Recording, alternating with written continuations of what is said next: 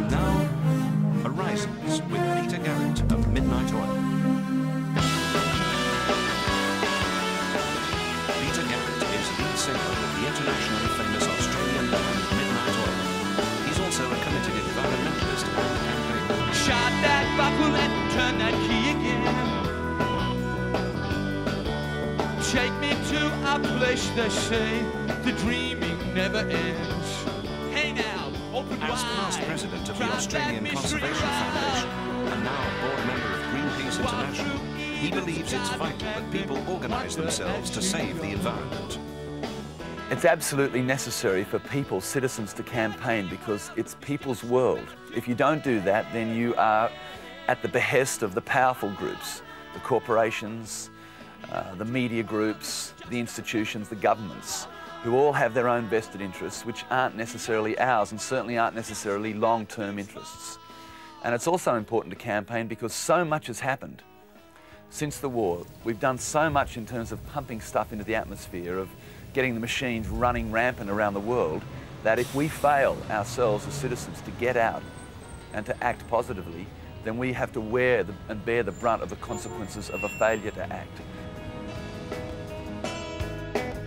Sign says honeymoon to rent. Garrett supports direct and personal action to protest about degradation of the environment by man. His band's songs reflect deep concern for environmental issues. Midnight Oil have staged dramatic protest concerts to draw attention to particular campaigns, including a surprise performance against forest cutting at Clayoquot Sound in Canada.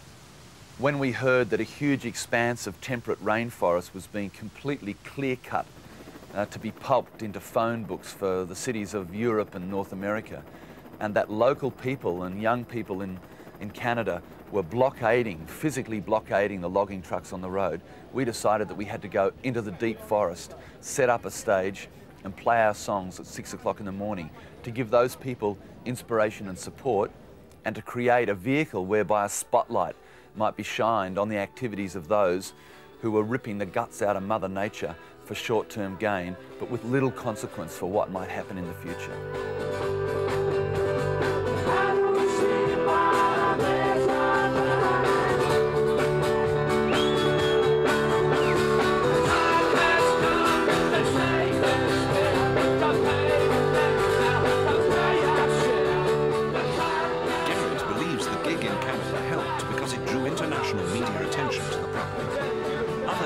He supported have been very tangible successes for environmentalists, including the halting of nuclear waste dumping at sea.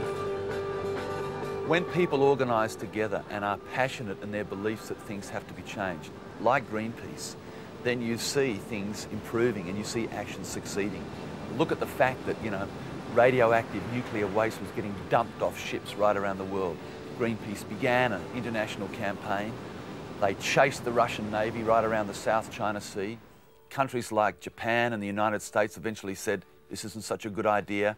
Then you've got a London Convention which looks like, and really ought to, ban the dumping of radioactive waste at sea, something which was a crime against nature and humanity.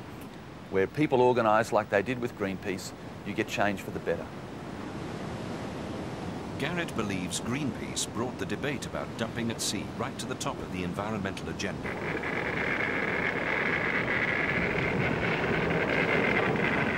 The London conference confirmed worldwide concern about the practice.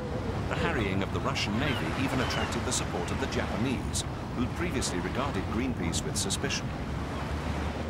Garrett believes that becoming active and campaigning is the first step towards successful change.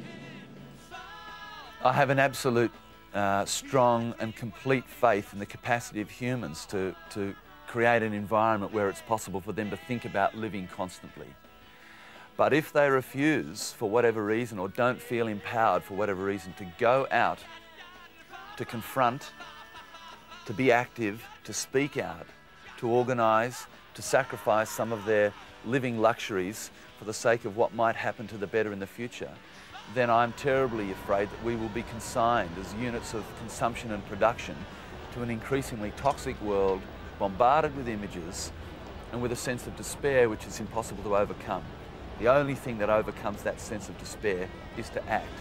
And once you act, you free yourself from the bounds, you free yourself from the chains, and you see what the possibilities are for the future.